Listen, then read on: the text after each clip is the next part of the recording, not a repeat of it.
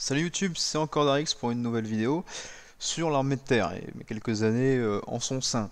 Je voulais vous sortir une petite histoire de 5 minutes sur une connerie qui m'est arrivée et qui fait toujours rire quand je la raconte. Et puis il s'est avéré que depuis que ma première vidéo est sortie, YouTube me renvoie beaucoup de contenu qui est lié à Sentinel. Et de fil en aiguille, eh ben, je suis tombé sur un petit témoignage d'un militaire et ça m'a bien fait rire. Je vous laisse regarder. Au début c'était un peu dur. Maintenant en fait il y a toute une organisation qui s'est faite. Donc on a eu des jours de repos, on a le temps de souffler et on est mieux logé. Donc là-dessus oui c'est sûr que la fatigue est quand même là. Mais elle ne dépasse pas notre cadre dans notre travail. Je veux dire dans n'importe quel autre type de mission on sera voire plus fatigué que ça, quoi. Quand vous avez fait une journée dans laquelle vous avez patrouillé, bien évidemment, vous ressentez de la fatigue physique. Quand vous êtes dans une opération qui est une opération exigeante, bien évidemment, vous ressentez une certaine fatigue. Maintenant, militaire, le plus important pour un militaire, c'est de remplir sa mission. Et il est consacré à ça, il est habitué à le faire, il a été entraîné pour cela et il le remplit dans les meilleures conditions possibles. Là, vous devez vous dire que j'ai un avis vachement tranché sur la question et que je suis complètement en opposition avec ces deux soldats et que c'est pour ça que je mets ces petits montages photos pour déconner. Sauf que non, en fait. Je suis entièrement d'accord avec eux, hein. Un soldat, il est là pour être fatigué, ça fait partie du boulot et on est même prêt à aller jusqu'à la mort, hein. C'est un peu le principe. Mais en fait, là, ils sont en train de répondre à une question. Alors la question n'est pas posée directement dans le reportage, mais le titre du reportage, il dit «Les militaires de l'opération Sentinelle sont fatigués». Cette question, il va de soi qu'on ne demande pas au mec s'il est fatigué à la fin de la journée. Je pense qu'on est tous fatigués à la fin de la journée. Là, la question qui est posée, c'est est-ce qu'il y a une usure qui est en train de se créer dans l'armée de terre? Est-ce qu'il y a une usure qui est en train de se créer vis-à-vis de la mission Sentinelle? Et vous avez bien vu que la réponse, elle a été non, non ça va, on n'est pas fatigué en fin de journée. Il est bien évident que la fatigue dont je te parle, c'est pas la fatigue que eux ont évoquée pour éluder la question, pour éluder le problème de fond. Là, on parle de la fatigue d'usure qui, comme c'est inscrit sur le dos de cette femme, altère la vie de couple, altère la vie sociale et va te nuire au fur et à mesure, va te ronger et va faire que tu vas changer et ça va avoir un impact concret sur ta vie. Donc on est dans du psychologique là, alors ça va être de la psychologie de comptoir, je suis désolé, je le dis d'avance, et qui va être basé par contre sur mon ressenti, sur comment je l'ai vécu, comment j'ai vu que ça a impacté mes collègues, etc. etc. Et donc pour ce faire, je vais l'évoquer en 3 points. Ces 3 points, vous allez voir qu'ils ont une manière très particulière de te faire chier, et qu'en gros, une fois que les trois sont rassemblés, enfin, que les trois sont actifs, tu commences vraiment à partir en couille. La photo que vous voyez là, c'est le fort de Vincennes. Vincennes, c'était mon quartier, c'est là où j'ai passé quelques années, c'est là où il y a un membre de ma famille proche qui vit, et donc c'est là où j'ai tendance à retourner assez régulièrement. Il m'est déjà arrivé d'être envoyé pendant des missions au fort de Vincennes, donc à 10 minutes de chez ce membre, de chez ce proche. Et c'est là que intervient notre point numéro un, que moi j'ai surnommé l'anomalie de proximité.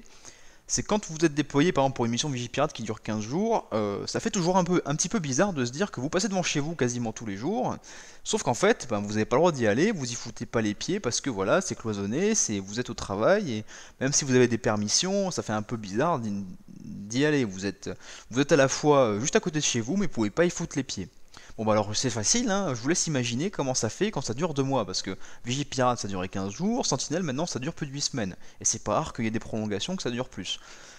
Bah du coup vous avez cette espèce de sentiment de mal-être qui est complètement à l'opposé de ce qu'on ressent quand on est en OPEX. Quand on est en OPEX, qu'on est envoyé en Afrique, comme ça a été mon cas, bah, au final c'est pas trop dur à encaisser la distance, parce qu'on est coupé de tout et on se dit pas putain il suffirait que je prenne le métro et je serais rentré chez moi. Non, ça c'est impossible, donc du coup c'est complètement exclu de votre esprit et ça vous vient pas à l'idée, ça vous perturbe pas. Ben, moi je vais vous dire, il y a même une période où ma compagnie, alors j'étais pas déployé avec eux, j'en suis très content, ils ont surveillé en bas de la rue où j'habitais. C'est-à-dire que pendant 14 heures, ils étaient en bas de chez moi. Ben, vous imaginez que si on m'avait mis là, je pense qu'au bout de 2 semaines, je serais devenu fou et je me serais barré. Parce que, vous vous rendez compte un petit peu, vous êtes coupé de votre famille parce que voilà, la mission l'exige et c'est comme ça, c'est le métier. Mais paradoxalement, votre famille, bah, elle est juste là. Elle est en haut de chez vous, enfin elle est en haut de la position que vous défendez, et il suffirait que vous montiez cet ascenseur ou vous preniez l'escalier, et vous seriez chez vous.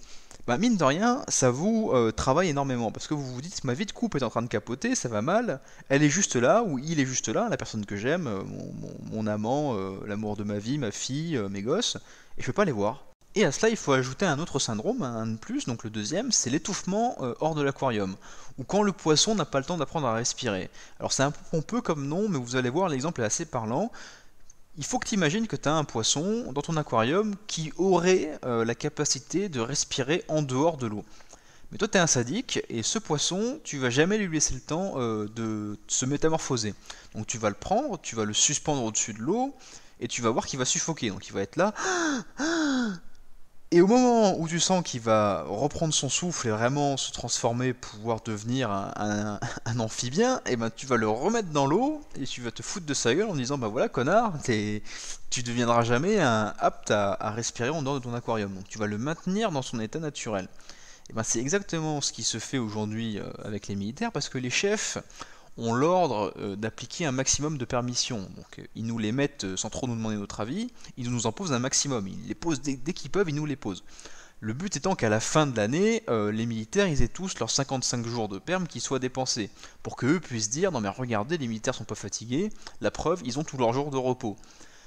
Or, vu que ça va entraîner ce syndrome de l'aquarium, bah, regardez sur mon programme par exemple pour 2016, donc on part en février, garde, repos, donc là on m'a mis dans l'aquarium pendant quasiment 2-3 semaines, on m'en a sorti pendant quelques jours, et hop là on m'y remet, on part en mission. On me sort de l'aquarium à la mi-avril. Bon, je reprends mon souffle, j'essaye de respirer comme le petit poisson, et hop là on me remet dans l'aquarium. Mission, là on revient de mission. On a une transition de 4 jours. On nous remet dans l'aquarium, donc je retourne dans l'eau, on revient en compagnie, et ça recommence dans l'aquarium. Alors là, l'aquarium, je vais y rester un bon moment, hein, on a le temps de crever. Bon, moi, ça n'avait pas exactement été mon planning, parce que j'ai fait 2-3 conneries, et ça a changé les choses, ça j'en parlerai dans une autre vidéo.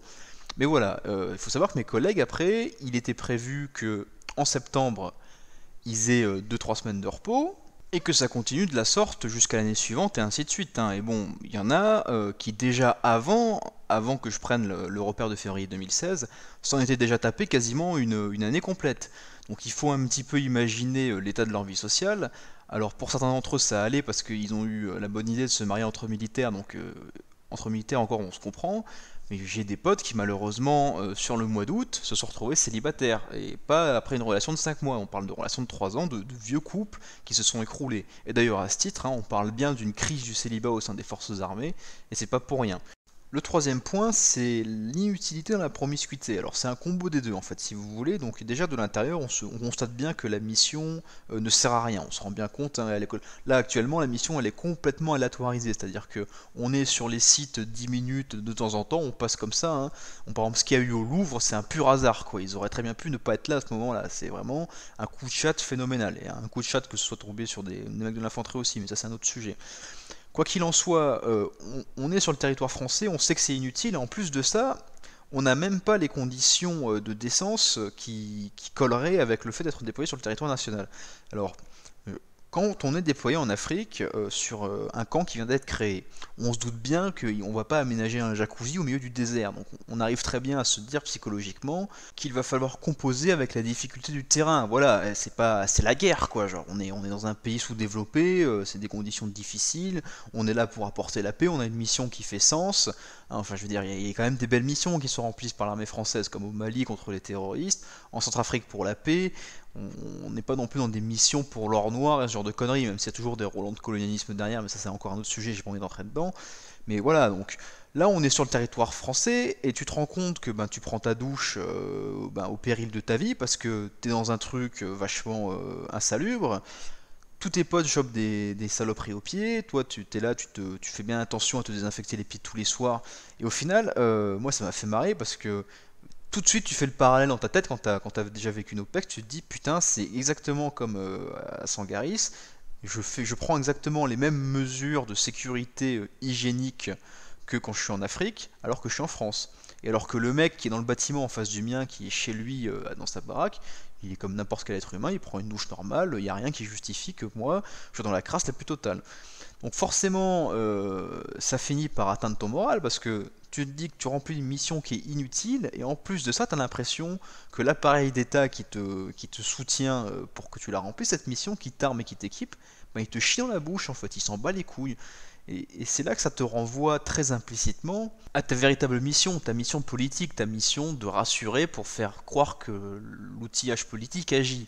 Donc t'es traité en tant que tel, t'es traité en tant que, en tant que pion. Et un pion, il a pas besoin d'une salle de bain, un pion, il a pas besoin de respect, un pion, on s'en fout. Quoi qu'il en soit, je pourrais encore continuer longtemps à ce rythme, hein, parce qu'il y a encore beaucoup de choses à dire sur la mission Sentinelle et son côté absurde. Je voulais juste mettre en exergue voilà, cette espèce de fatigue. Voilà, ça c'est la vraie fatigue, c'est la fatigue qui use l'homme.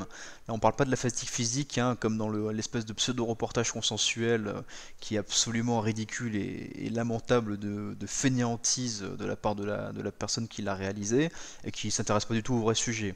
Moi je vous souhaite une bonne continuation. J'en profite pour saluer mes collègues, mes anciens collègues qui aujourd'hui sont en mission et qui prennent très cher dans l'espoir que la relève arrive, mais la relève ce sera le sujet de la prochaine vidéo et croyez-moi, il y a de quoi déconner parce que là la relève elle est assurée, hein, et quand on dit qu'à l'armée les vannes sont ouvertes, c'est pas pour rien, ils ont pris la crème de la crème. Sur ce, je vous souhaite une bonne continuation et je vous salue bien bas. Qui est prêt à mourir, un homme qu'on appelle volontaire.